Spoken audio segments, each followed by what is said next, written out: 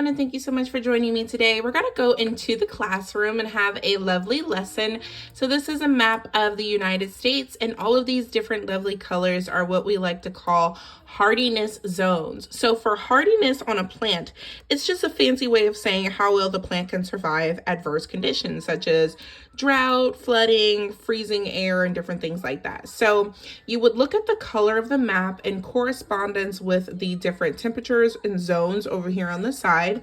And since I live in Ohio, it gives us, I'm on the, let me take a break. I'm on the USDA plant hardiness map, and it gives me a breakdown of, you know, the best places for certain types of plants, certain types of times to plant them.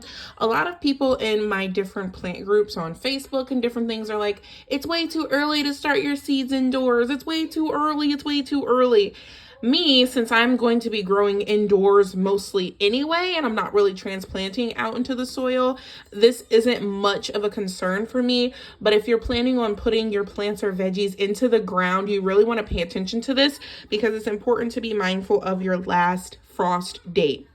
So the last frost date is like, for instance, here in Ohio, we had almost 65-degree weather, and now today it's like freaking 33 degrees. So it's like, how do I know when it's safe for my plants and they're not going to freeze out and die? And that's considered the last frost date. You can type online last frost date in such and such state that you live in, or you can get the handy dandy Farmer's Almanac. I have one of those. They're super cool. There's so much information, recipes and stuff in there, but I digress. You can also go to garden.org, or a local university is also going to have information on the last frost date in your area.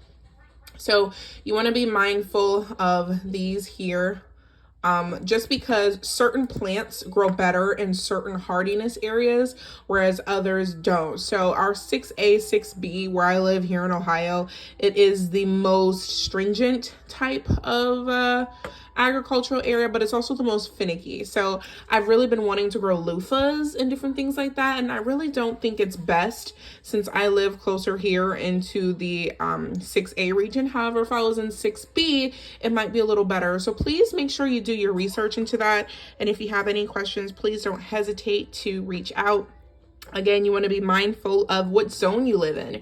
It has to do with how much rainfall you're going to get. The altitude of like hilly plains or flatlands, it's going to have a lot to do with the freezing air, how cold it gets, the winter, all of the above. So please be mindful of this. Good luck on your journey, and have grace with yourself and the world around you.